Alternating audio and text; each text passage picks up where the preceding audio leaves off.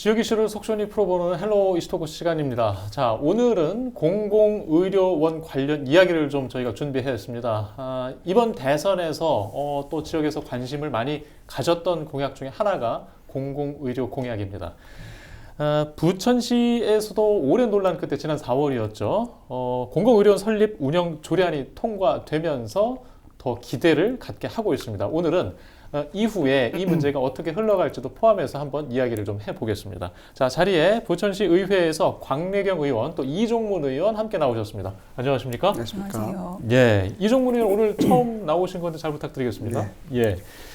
자, 공공의료 강화에 뭐 여야 할 것 없이 이번 대선 과정에서도 필요성에 대한 이야기들이 나왔잖아요. 자, 이런 분위기가 왜 형성됐다고 보시나요? 먼저 두 분께 좀 의견을 좀 듣고 시작할까요? 예, 박 의원님. 공공의료에 대한 공약은 대통령 선거, 국회의원 선거 때 늘 나오는 단골 공약 중에 하나입니다. 다만 중요한 거는 공약이 실행되지 않았었어요. 그동안에.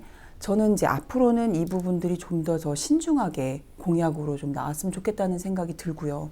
그리고 공공의료는 원래 의료의 취약 지역, 의료의 취약 계층, 그곳에 대한 의료 그 공백을 메꾸는 것으로부터 시작한 거였거든요.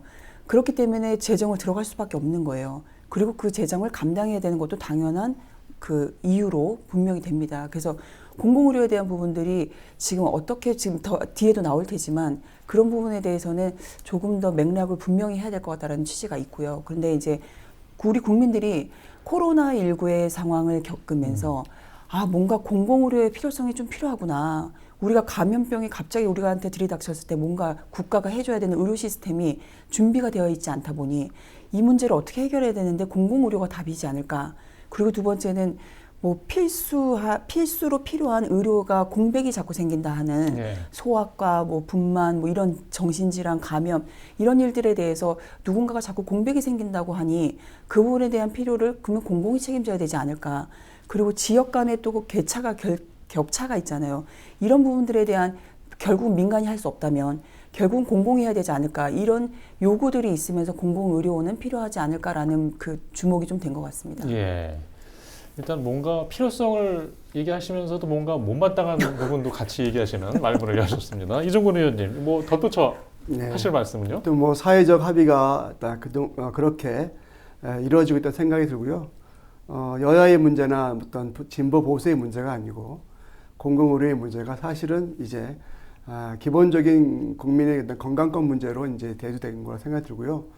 우리 국민들의 삶에 큰 변화를 줬던 몇 가지 사례를 보면 IMF는 우리 경제 생활에 큰 변화를 주었다면 세월호 사건은 사실 우리의 생명과 안전에 대한 삶에 큰 변화를 준 사건이라고 생각합니다. 그러면 이제 저희는 이제 코로나19 같은 이런 팬데믹 상황은 우리 건강권에 대한 관심을 큰 변화를 주는 큰 일대 사건이라고 생각이 듭니다. 그래서 사실은 이런 큰 변화의 과정에서 시대적인 요구와 국민적 요구가 이렇게 사회적 합의를 만든 게 아닌가 그런 생각이 듭니다. 예. 뭐 이런 시기나 이런 배경을 좀 미리 준비한 이유였을까요? 부천시에서도 이제 공공의료원 설립 및 운영 조례안이 진통 끝에 통과됐어요. 그 중심에 계셨죠? 자, 이 이야기 어떤 내용이 좀 주인지 좀 먼저 들려주시죠. 저는 이제 우리 지방자치단체의 역사를 봤을 때, 그 이전에도 뭐 성남시 의료원처럼 주민들이 직접 참여해서 만든 이렇게 조례가 있었음에도 불구하고 사실 2022년 주민발의제도 법률 제정 이전과 이후는 좀 다르다고 생각합니다. 이전에 성남시 의료원은 청구하는 과정에서 생긴 조례 제정이고 사실상 22년 이후에 주민발의제도의 법률로 정해지고 24년도 개정되면서 처음으로 어떻게 보면 전국 최초로 사실은 주민들이 직접 주민조례를 발의해서 만든 지방자치 역사에 새로운 변화를 준 그런 사건이라는 생각이 들고요. 공공병원 하나 더 생기는 문제를 넘어서서 지방자치 의미로서도 상당히 큰 의미가 있는 그런 조례 제정이었다 이렇게 좀 봅니다. 예. 곽 의원님도 이제 이 진통 과정을 다 지켜보시고 우려도 표현해 오셨잖아요. 지금 이렇게 오래 좀 서로 이제 검증하고 토의하고 토론하고 그 진통 왜 이렇게 시간이 걸렸던 겁니까? 그 주민조례로 발의된 거는 4월 30일이었는데 4월 30일에 우리 위원회로 넘어왔어요. 우리 위원회로 왔는데 4월 30일 넘어왔으니까 2025년 4월 30일까지 1년 동안 우리 행정복지위원회에서 이걸 다뤄야 되는 기간입니다.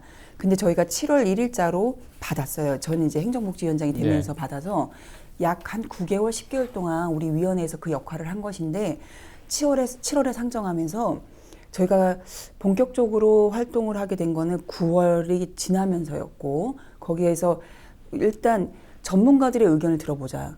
조례가 어떤 내용들을 담고 있는지 앞으로 어디로 가야 되는지 조례를 개정해야 된다면 어디까지 우리가 할 수 있는지 전문가들의 의견을 분명히 들어보자고 해서 12월 회기 때 정식으로 상임위 차원의 공청회를 했고요. 이건 우리 부천시 의회에서도 처음으로 한 공청회였습니다. 왜냐하면 저희도 이 부분은 주민들이 조례를 발의했기 때문에 그 뜻과 취지를 충분히 공감하고 내용을 살피기 위해서 전문가 공청회를 했고 그리고 12월 공청회가 끝난 다음에 발의자로부터 청구인들로부터도 한 번의 공청회를 시민들과 다 함께하는 왜냐하면 전문가 공청회는 시민들이 그렇게 참여할 수는 없었어요. 유튜브로 방송은 되지만 시민들이 참여하는 토론회를 좀 했으면 좋겠다고 해서 그 토론회를 준비한 것이 3월이었고요. 그래서 한 번의 공청회 그리고 중간에 간담회 우리 그 청구인들과의 간담회 그리고 다시 한번 회기가 지난 3월에 다시 한번 토론회 시민들 전문가 여야 아니 반대 의견 다 참성 반대들이 함께 다 모여서 그렇게 한번 다 뜻을 생각하고 반대 의견도 되게 냉철하고 되게 따가웠거든요. 그 의견들을 함께 다 듣는 시간들을 갖느라 시간이 걸린 것이고 그 정도 심사숙고했기 때문에 그래도 조례가 이렇게 나오지 않았나. 그리고 가볍게 다룰 수 있는 조례는 아니었고요. 너무나 부담스럽고 무거운 조례였으면 틀림없는 것 같습니다. 과정에서 저도 이제 살펴보면 지금 부천은 일기 신도시가 있는 곳이기도 하고 계획도시들은 이런 그 병원 시설에 대한 수요를 다 계산해서 이제 입안을 하게 되잖아요. 그래서 부천의 대형 병원들이 부족하지는 않다고 볼 수 있습니다. 근데 이 상황에서도 공공의료가 필요하다. 왜일까요? 저는 이제 민간과 공공의 역할이 근본적으로 다르기 때문에 저는 필요하다 봅니다. 부천에 대학병원이 많이 있고 하지만 사실은 선택 가능한 그 민간 의료 서비스가 풍부하다는 의미이지 이 자체가 필수 공공의료가 안전망이 튼튼하다고 보는 건 아닌 것입니다. 몇 가지 좀 이유를 들면 코로나19 같은 그런 상황에서 어떤 수익을 따지지 않고 시민의 생명과 안전을 위해서 할 수 있는 그런 병원 공공의료 시스템이 작동이 안 됐다는 것이 되게 큰 문제의식이고요. 부천 같은 경우도 코로나19 당시에 다른 타도시로 그 환자들을 보내야만 하는 그런 안타까운 상황을 경험을 했고 또 중요하게 그런 돈이 되지 않는 민간이 기피하는 필수 의료를 담당을 하게 됩니다. 공공의료는. 그래서 어떤 응급 외상, 심뇌혈관이라든지 중증 의료 등 이런 것에 대해서 필수적인 그런 공공의료 역할을 해낼 수 있는 민간 의료는 할 수 없는 그런 부분을 담당하기 때문에 좀 역할이 다르고요. 또 하나는 어쨌든 간에 중요한 지역의 어떤 이런 건강 정책의 필수 컨트롤 타워 역할을 해줘야 되는 게 없다는 겁니다. 그래서 지금은 보건소라든지 이런 데서 하고 있지만 그런 기능만으로는 좀 부족하다라고 보기 때문에 여러 가지 예를 들어서 기본 기능과 역할이 다르기 때문에 대학병원이 많이 있다 하더라도 공공의료 시스템의 그런 필요가 절박한 상황인가 볼 수 있습니다. 일단 저희가 좀 이제 본질적인 좀 얘기를 좀 해볼게요. 공공의료원이 물론 있으면 좋죠.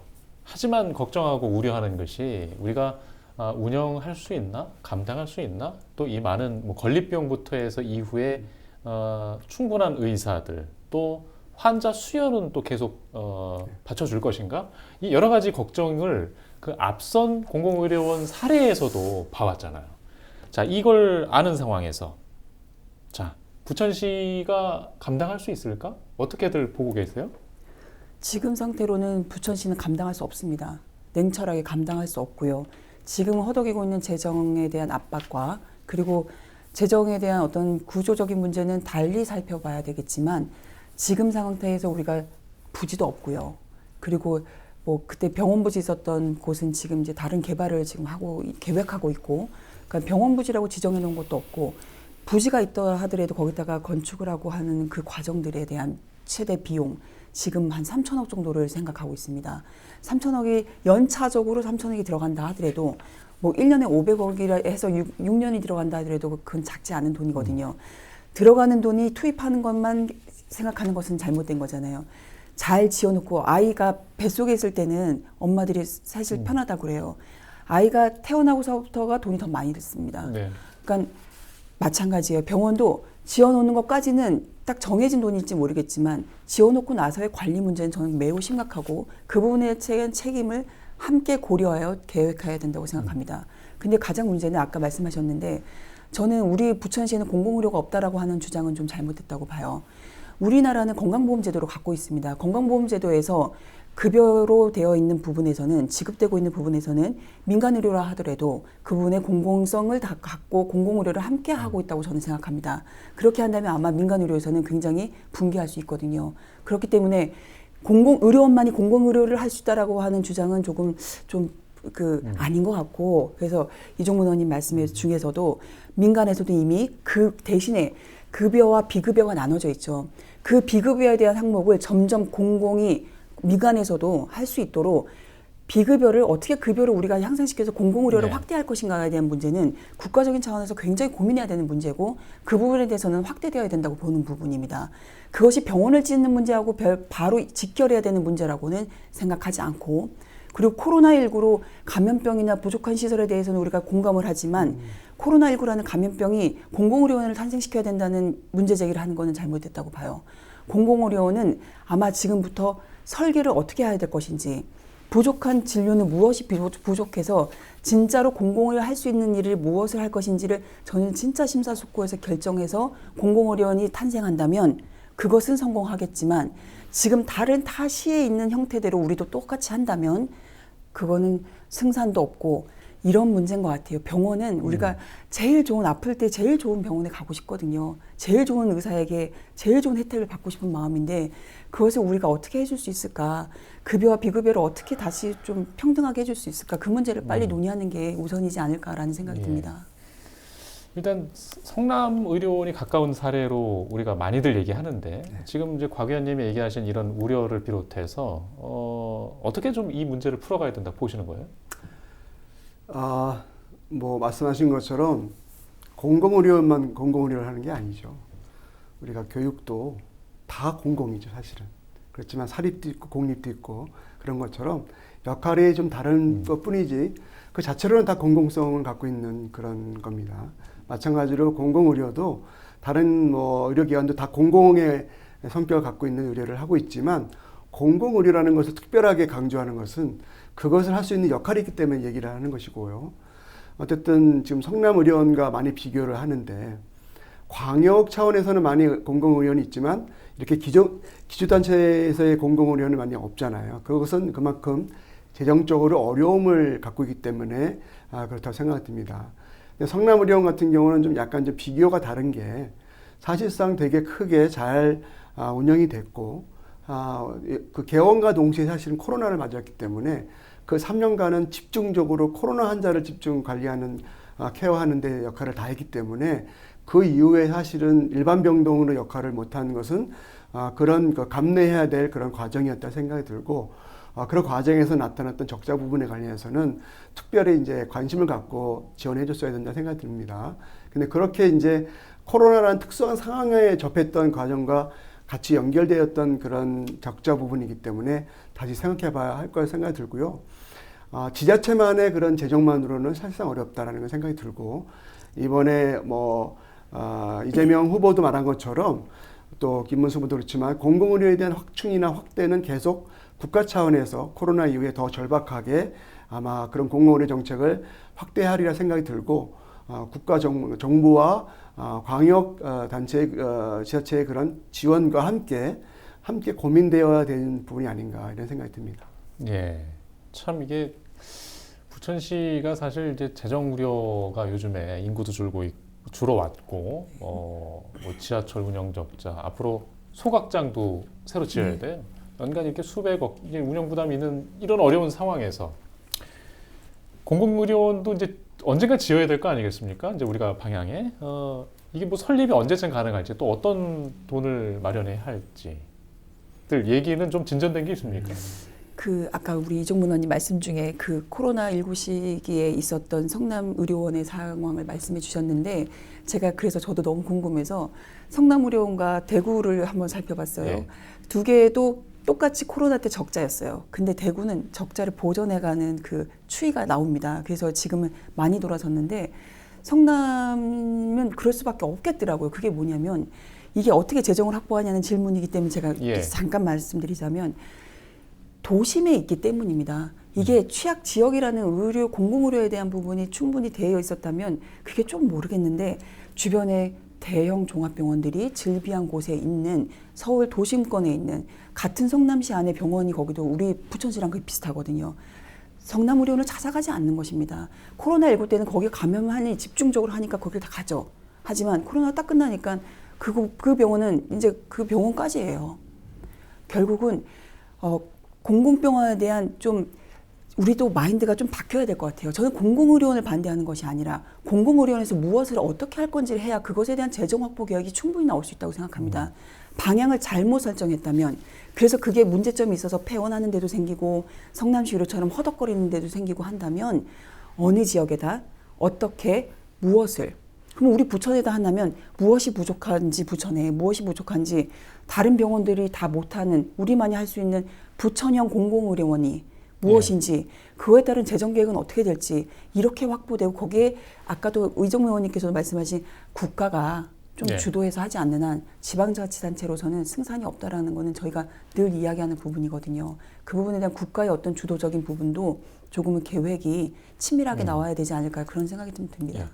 자, 이런 논리에 항상 또 어떻게 또 답변을 해 오셨습니까? 네, 설립하기까지는 부지 선정이라든지 예산 확보라든지 타당성 조사 여러 가지 넘어야 할 산이 많습니다. 그렇지만 이제 계속 얘기되지만 코로나19 이전과 후에 우리 삶은 바뀌어야 한다는 생각이 들고 접근하는 방식도 바뀐다라는 생각이 듭니다. 어려움이 있지만 절박한 과제를 준비하지 않으면 또다시 그런 초고령 사회 또 이렇게 예상하지 못한 감염 사태를 우리가 접했을 때 또 허둥대고 우리가 또 후회하는 일이 벌어질 텐데요. 그래서 미리 예비해야 된다 생각이 들고 좀 예민한 문제지만 전 지자체장의 강력한 의지가 얼마나 중요한지를 저는 성남의료원을 통해서 확인할 수 있습니다. 왜냐하면 코로나19 과정에서 이렇게 회여있던 그 성남의료원에 대해서 지자체장이 갑자기 그 공공의료원을 민간 위탁하겠다고 결정한 이후부터 의료진이 빠져나가고 그런 상황이 이제 공백 상황을 만들어내면서 사실 이제 어려움을 갖게 됐던 것이고 3년간 원장을 지금 임명하지 않는 사태까지 이르면서 사실은 성남의료원은 저는 지자체장의 그런 공공의료에 대한 의지가 어떠한 거에 따라서 큰 변화가 생길 수밖에 없다 생각이 들어서 앞으로 만약에 부천에 공공의료원이 생긴다면 지자체장의 그 마인드가 얼마나 중요한지 그런 부분에 대해서 정확하게 비전을 밝혀주지 않으면 어렵겠다 생각이 듭니다. 예, 일단 좀 시간 관계상 저희가 질문을 좀 여기까지 좀 드려봐야 될 것 같고요. 조례를 설립하기까지의 서로 이 논쟁의 핵심을 오늘 이 자리에서 좀 말씀해 주신 거 아닌가? 하나 말씀을 꼭 드려야 되는데 예, 마지막으로 성남의료원에서 민간 위탁을 하기 때문에 의사들이 나간 건 아닙니다. 예. 성남의료원이 계속적인 적자로 인한 어떤 해결책을 예. 찾기 위해서인 것이지 혹시 이게 오해가 되면 안 되기 때문에 적자가 계속 꾸준화된 것을 해결하는 방안으로서 나온 것이지 그 상황을 조금 오해가 생기면 안 될 것 같아서 좀 첨언을 합니다. 예, 알겠습니다. 자, 오늘 뭐 시간 관계상 질문은 여기까지 좀 드려야 될 것 같고요. 못다한 이야기는 이제 대선이 끝났으니까 이 공공의료에 대한 이후 공약을 어떻게 또 진전시켜서 펼칠 것인가 입장이 나오면 그때 저희가 좀 다시 이야기하는 시간을 준비하도록 하겠습니다. 자, 이슈토크 오늘은 여기서 마치겠습니다. 시청해주신 여러분 고맙습니다.